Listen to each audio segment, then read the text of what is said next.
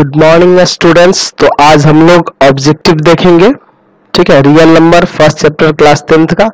और ये ऐसे ऑब्जेक्टिव्स आपको दिए जाएंगे, सभी चैप्टर्स के आपको ऑब्जेक्टिव मिलेंगे जिसमें आपको पूरा जितना एग्जाम में आपका ऑब्जेक्टिव है इससे बाहर कुछ नहीं आने वाला। तो आप ये बहुत ही ध्यान से देखेंगे और इसको सही से बनाएंगे, 2-4 बार बना लेंगे और इस क्वेश्चंस को स्क्रीनशॉट करके भी रिवाइज कर सकते हैं। चलिए, तो पहला क्वेश्चन कह रहा है कि निम्न में से कौन परिमेय संख्या है। तो देखिए इसमें से बी नंबर जो देख रहे हैं ना, यहाँ √2 कर जाएगा, 2 बचेगा ना, तो 2 परिमेय संख्या हो जाएगा कि नहीं। अगला कह रहा है कि किसी धनात्मक पूर्णांक a तथा b के लिए a b का मस है ना और a b का लस निम्न में से किसके बराबर होता है। तो आपको पता है कि दो संख्याओं का गुणनफल के बराबर होता है कौन, उनके मस और लस का गुणनफल। तो ये सी नंबर हो जाएगा। अगला कह रहा है यूक्लिड विभाजन एल्गोरिथ्म दो धनात्मक पूर्णांकों के निम्न में से किसे परिकलित करने की तकनीक है। तो आपको पता है इसे मसा निकाला जाता है, महत्तम निकाला जाता है। अगला कह रहा है कि √2 एक संख्या है, तो √2 एक अपरिमेय संख्या है। दो परिमेय संख्याओं के बीच में अधिकतम कितनी परिमेय संख्या होती है, तो अनगिनत, अनंत। ठीक है, आपको याद रखना होगा कि दो परिमेय का है तब भी दो परिमेय संख्या के बीच में अपरिमेय पूछे या परिमेय पूछे चाहे वास्तविक पूछे अनगिनत होता है, या दो अपरिमेय संख्या के बीच में भी परिमेय संख्या अनगिनत होता है और अपरिमेय भी अनगिनत होता है। निम्नलिखित में कौन सा अपरिमेय संख्या है। तो देखिए ये तो आपका परिमेय हो जाएगा, क्योंकि ये हो जाएगा 8 और बट्टा 6 है ना, ये हो जाएगा 9 और ये देखिए √2.5 दिया है, ध्यान से देखेंगे, आप 25 नहीं सोचेंगे तो ये ना आपको अपरिमेय दिख रहा है, क्योंकि ये तो आपका देखिए ये 7/3 हो जाएगा, है ना। चलिए अगला क्वेश्चन कह रहा है कि वृत्ताकार पथ पर 3 धावक एक ही स्थान से दौड़ना प्रारंभ करते हैं, तो एक चक्कर लगाने में क्रमशः 1 घंटा, 3 घंटा और 5 घंटा का समय लेते हैं। ठीक है, तो तीनों को प्रस्थान बिंदु तक पूरा मिलने में कितना समय लगेगा। तो देखिए एक आपका पथ है दौड़ने के लिए, यहाँ से एक को लग रहा है 1 घंटा, एक को लग रहा है 3 घंटा, एक को लग रहा है 5 घंटा। तो जब ऐसा क्वेश्चन आएगा ना तो तीनों का एलसीएम निकाल लीजिएगा, आपको पता चलेगा तीनों कब मिलेंगे। तो 15 घंटा आएगा। देख लीजिए 3 और 5 का एलसीएम गुना करेंगे ना, क्योंकि एलसीएम तो निकलेगा नहीं इस तरह से। चलिए उसी तरह से अगला क्वेश्चन देखिए, वृत्ताकार पथ पर 3 धावक के ये सेम क्वेश्चन है। तो यहाँ 2, 4 और 6 का आपको क्या निकालना होगा, एलसीएम निकालना होगा। तो 2, 4, 6 का एलसीएम आएगा 12, समझ गए ना। चलिए अगला क्वेश्चन 9 नंबर का आ रहा है कि निम्नलिखित में से कौन अलग है। तो अलग आपको क्या देखना है इसमें, अलग देखिए, तो देखिए आप अलग की बात करेंगे तो इसमें आपका देखिए ये परिमेय है, ये भी परिमेय आ जाएगा, देख लीजिए आ जाएगा ना। एक आप ऊपर 4 और नीचे 2 लिख सकते हैं। ये भी देखिए 5/3, यही ना अलग दिख रहा है, अपरिमेय है। ये बाकी परिमेय है और ये अपरिमेय है। ठीक है, निम्नलिखित में से कौन सा परिमेय संख्या है। तो परिमेय संख्या देखिए यही आएगा 4 और बट्टा 5 आएगा ना।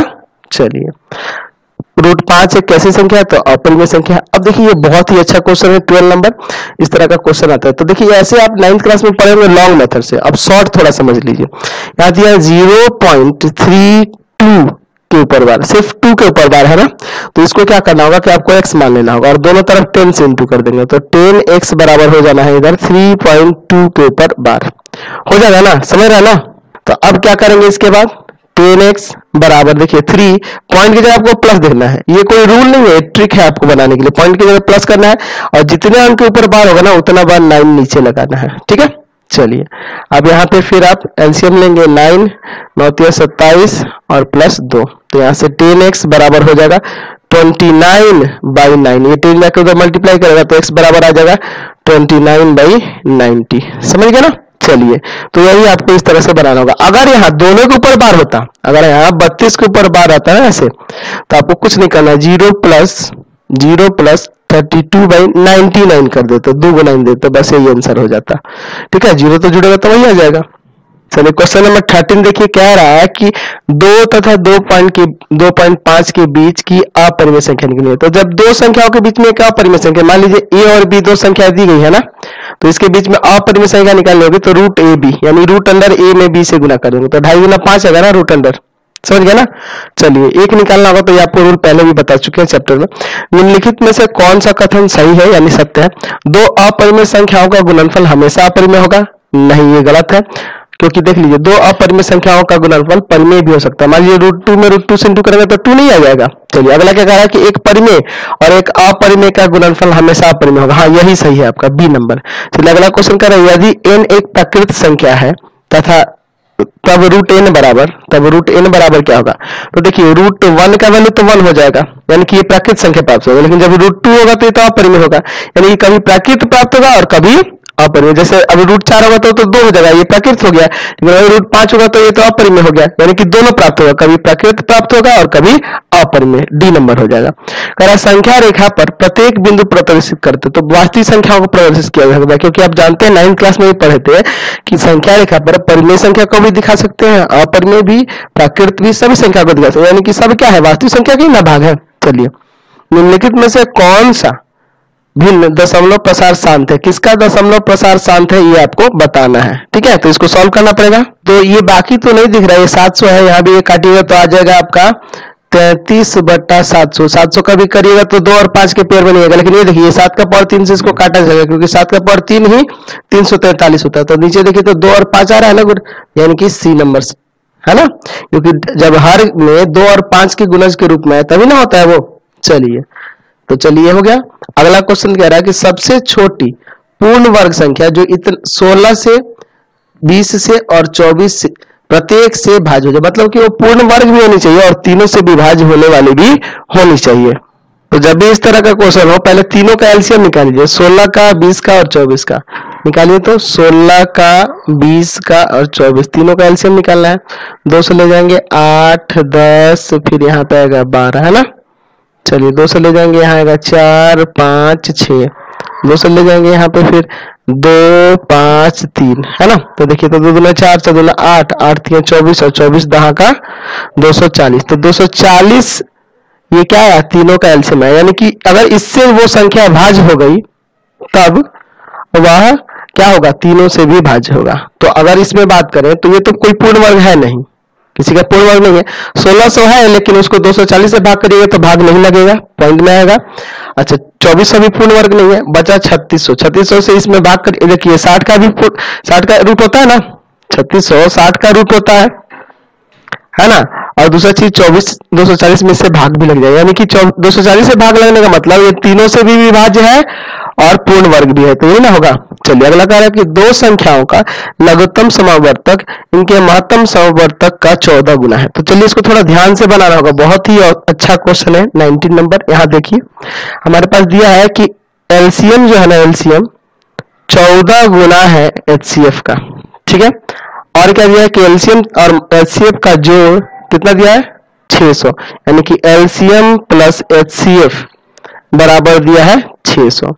तो हम एलसीएम की जगह 14 एचसीएफ लिख सकते हैं ना, 14 एचसीएफ प्लस में एचसीएफ बराबर में 600, यानी ये हो जाएगा 15 एचसीएफ बराबर में 600। इसको ले जाएंगे भाग में तो एचसीएफ बराबर कितना आ जाएगा यहाँ से 15 चौका 60 40 आ जाएगा। चलिए तो ये 40 आ गया। अब क्या कर रहा है कि उसमें से एक संख्या 280 है, तो पहले एचसीएफ आ गया तो एलसीएम भी निकाल लीजिए। ठीक है, तो चलिए एलसीएम भी यहां निकाल लेते हैं, तो इसी में रख देंगे एलसीएम प्लस एचसीएफ की जगह कितना रख देंगे 40 बराबर में 600। इसको ले जाकर उधर घटा देंगे तो एलसीएम बराबर आ जाएगा 560।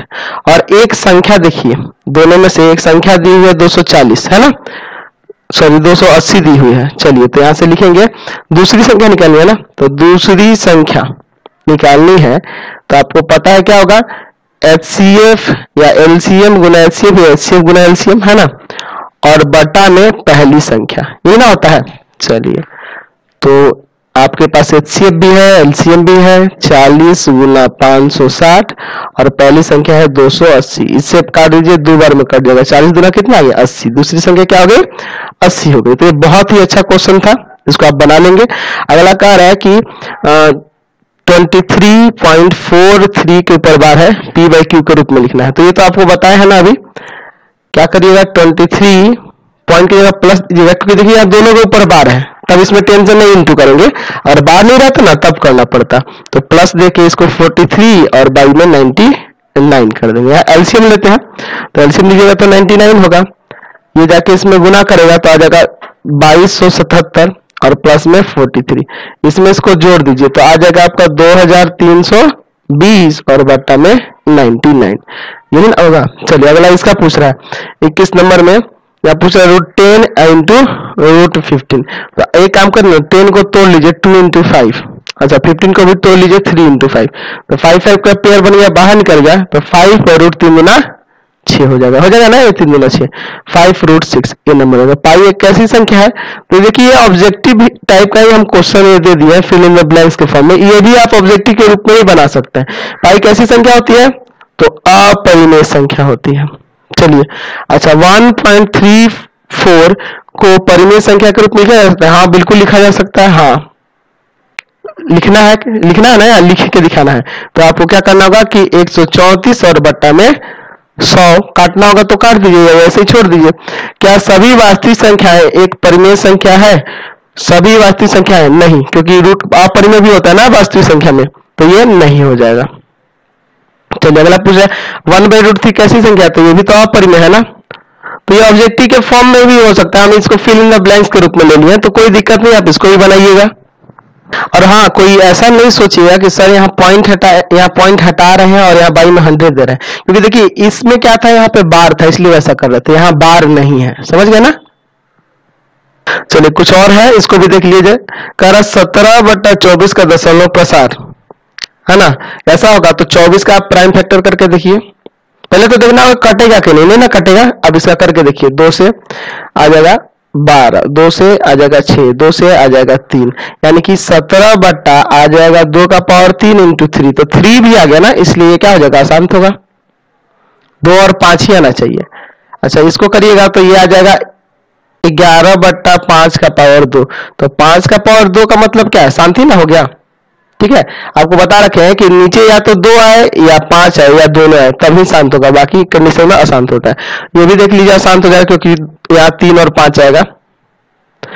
चलिए अगला इसका बताना है, तो ये तो आपको शांति दिख रहा है, काटिएगा, अच्छा ऐसे भी छोड़ सकते हैं, शांत दिख रहा है ना। चलिए अब देखिए इसके बारे में पूछ रहा है कि क्या एक परिमेय संख्या है, ये पूछ रहा है, तो इसको सॉल्व करिएगा तो पता चलेगा। ये देखिए एक बार प्लस में एक बार माइनस में, तो A square minus B square formula लग जाएगा ना यहाँ, तो 3 का स्क्वायर 9, √3 का स्क्वायर 3, घटेगा तो रूट तो नहीं आया ना यहाँ, ये परिमेय संख्या ही ना दिख रहा है, हाँ ये परिमेय संख्या है। चलिए अगला ये पूछ रहा है, तो ये तो अपरिमेय दिख रहा है, रूट में है अपरिमेय। चलिए अगला क्या कर रहा है, इसको काट सकते हैं ना, तो काटिएगा तो ये √5 ही ना होगा, तो √5 कैसा है, अपरिमेय है ना, अपरिमेय। चलिए सबसे छोटी अभाज्य संख्या है, तो सबसे छोटी अभाज्य संख्या 2 होती है। चलिए इसको ये क्या करना है, तो 0 पॉइंट की जगह पे प्लस और 23/99 ना, यानी कि 23/99 इसका आंसर हो जाएगा, 0 जोड़ने से कोई फर्क नहीं आएगा। तो यही आपका ऑब्जेक्टिव क्वेश्चन है फर्स्ट चैप्टर के लिए, इसके अलावा आपको कहीं से भी कोई ऑब्जेक्टिव नहीं आने वाला है, इसी को आप ढंग से प्रैक्टिस कर लेंगे। ठीक है, हम आपको सभी चैप्टर के ऑब्जेक्टिव अवेलेबल करा देंगे, तो प्लीज आप चैनल को सब्सक्राइब कर दें, बेल आइकन दबा दें।